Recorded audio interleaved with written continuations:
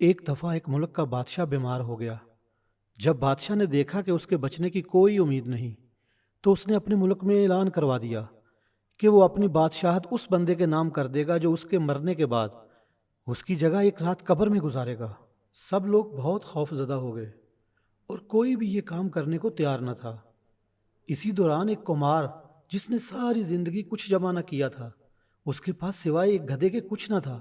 اس نے سوچا کہ اگر وہ ایسا کر لے تو وہ بادشاہ بن سکتا ہے، اور حساب کتاب میں کیا جواب دینا پڑے گا؟ اس کے پاس تھا ہی کیا، صرف ایک گدھا بس۔ سو اس نے اعلان کر دیا کہ وہ ایک رات بادشاہ کی جگہ قبر میں گزارے گا۔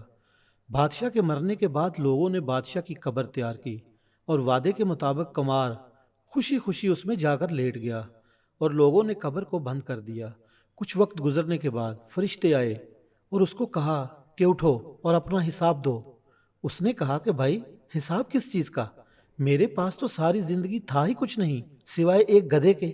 فرشتے اس کا جواب سن کر جانے لگے، لیکن پھر ایک دم رک گئے اور بولے، ذرا اس کا نامہ اعمال کھول کر تو دیکھیں، اس میں کیا ہے؟ بس پھر کیا تھا، سب سے پہلے انہوں نے پوچھا کہ ہاں بھائی، فلاں فلاں دن تم نے گدھے کو ایک وقت بھوکا رکھا تھا؟ اس نے جواب دیا کہ ہاں۔ فوری طور پر حکم ہوا کہ اس کو 100 درے مارے جائیں۔ اس کی خوب دھلائی ہوئی۔ اس کے بعد پھر فرشتوں نے سوال کیا کہ اچھا یہ بتاؤ کہ فلاں فلاں دن تم نے زیادہ وزن لاد کر اس کو مارا تھا؟ اس نے کہا کہ ہاں۔ پھر حکم ہوا کہ اس کو 200 درے اور مارے جائیں۔ پھر مار پڑنا شروع ہو گئی، غرض صبح تک اس کو مار پڑتی رہی۔ صبح جب لوگ اکٹھے ہوئے اور قبر کشائی کی تاکہ ہم اپنے بادشاہ کا استقبال کر سکیں، جیسے ہی انہوں نے قبر کھولی تو اس کمار نے باہر نکل کر دوڑ لگا دی۔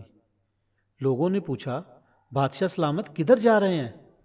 تو اس نے جواب دیا کہ میرے بھائیوں، پوری رات میں ایک گدھے کا حساب نہیں دے سکا، تو پوری رعایا کا حساب کون دیتا پھرے گا؟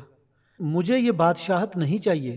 دوستو، کبھی ہم نے یہ سوچا ہے کہ ہم نے بھی حساب دینا ہے، اور پتہ نہیں کس کس چیز کا حساب دینا پڑے گا جو شاید ہمیں یاد بھی نہیں ہے۔ دوستو، ہمیں اس کہانی سے سبق حاصل کرنا چاہیے۔